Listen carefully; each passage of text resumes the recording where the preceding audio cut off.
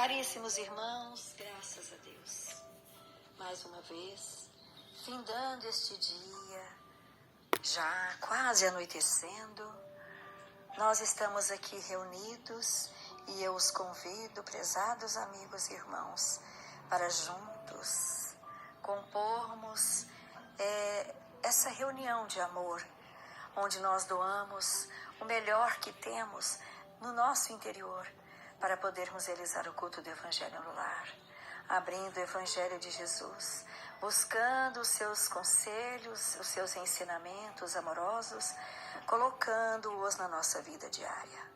Querido Jesus, carinhosamente nós agradecemos pelo dia de hoje, nós lhes agradecemos pela nossa família, pelo nosso lar, pelo alimento, pela água, nós lhes agradecemos pelo sol, pela luz da noite e do luar, nós lhes agradecemos pela nossa Mãe Terra.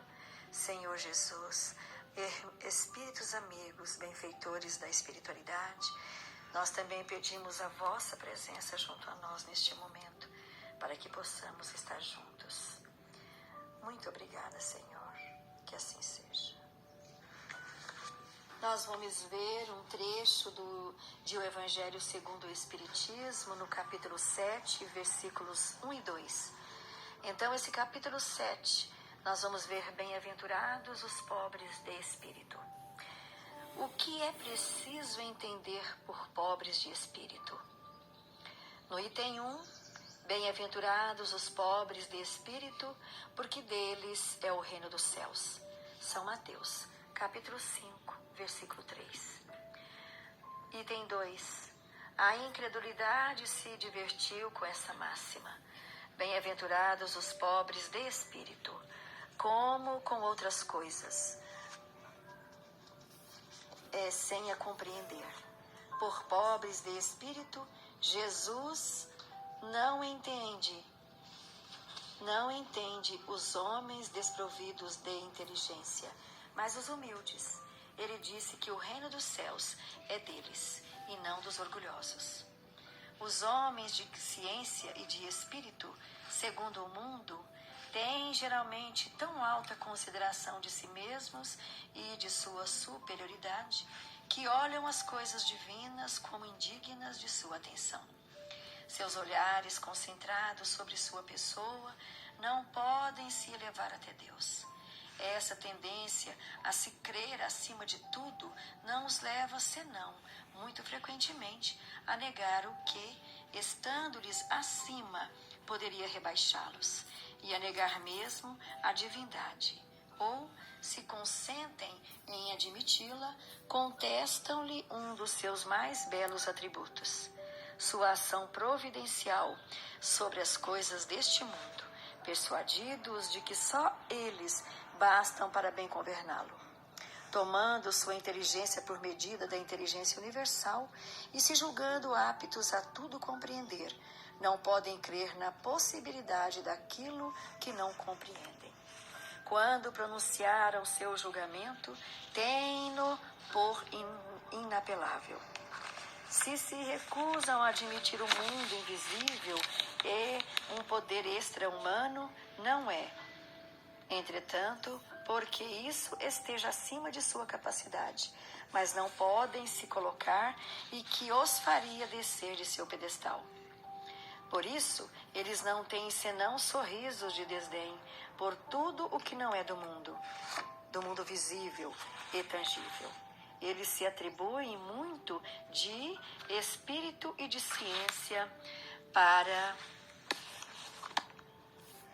crerem nessas coisas, segundo eles, boas para as pessoas simples, tendo aqueles que a levam a sério por pobres de espírito.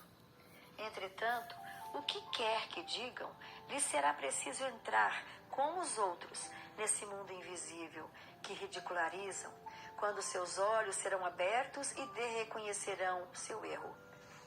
Mas Deus, que é justo, não pode receber da mesma categoria aquele que menosprezou seu poder e aquele que se submeteu humildemente às suas leis, nem os igualar. Em dizendo que o reino dos céus é para os simples, Jesus quer dizer que ninguém é nele admitido sem a simplicidade de coração e a humildade de espírito. Que o ignorante que possui essas qualidades será preferido ao sábio que crê mais em si que em Deus. Em todas as circunstâncias, ele coloca a humildade no plano das virtudes que nos aproximam de Deus, e o orgulho entre os vícios que nos distanciam dele. E isso por uma razão muito natural, de vez que a humildade é um ato de submissão a Deus, enquanto que o orgulho é uma revolta contra ele. Mais vale, pois, para a felicidade do homem ser pobre em espírito, no sentido do mundo, e rico em qualidades morais. Meus queridos, meus companheiros de jornada terrena, a lição nos diz sobre a humildade. Nos diz que a falta de humildade transforma o saber em exibição. Nos diz que a autoridade sem humildade em tirania. Que a falta de humildade transforma a ciência em arrogância. Transforma o zelo em ciúme. Que a falta de humildade transforma o ensino em imposições. Que transforma o esforço em inveja. Que a falta de humildade transforma a crença em fanatismo. Transforma o sucesso em vaidade. A falta de humildade transforma o favor em exigência. Transforma a obediência em revolta. A falta de humildade, ela transforma a disciplina em violência. Meus amigos, a humildade é essencial ao equilíbrio. A humildade, ela é essencial ao progresso e à prática do bem. Sem ela, a própria beneficência se transforma em humilhação. Reflitamos sobre isso. Bom, meus queridos amigos, meus irmãos em Cristo Jesus, vamos então finalizar esses breves momentos, refletindo sobre essa lição, a qual nos fala o Evangelho de Jesus, a qual nos faz entender o quão é importante nós termos humildade, sermos simples de coração. E aqui nos fala sobre ser pobres em espírito.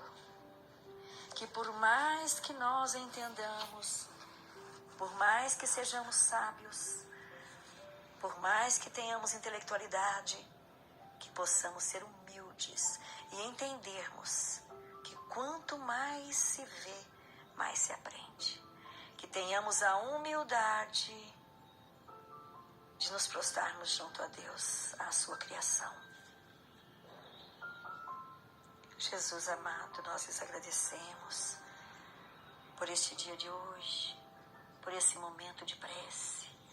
Lhes agradecemos e evocamos os nossos irmãos mensageiros espirituais a nos auxiliar na nossa jornada terrena. E que nesta noite possamos buscar a presença de Jesus em nossos corações e em nossas ações. Nós agradecemos por todas as bênçãos e que a luz divina esteja junto a nós,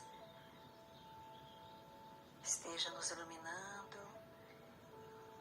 e nos dando a possibilidade do entendimento. Muito obrigada, meu Senhor Jesus. Que assim seja.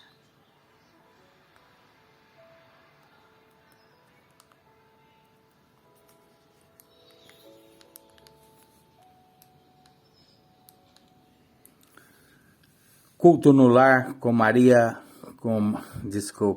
Culto no Lar com Márcia Finotti. Divulgação Jotinha Divulgações, canal YouTube. Se inscreva nesse canal, comente e participe conosco nessa divulgação. Movimento Espírita Uberlândia e Região.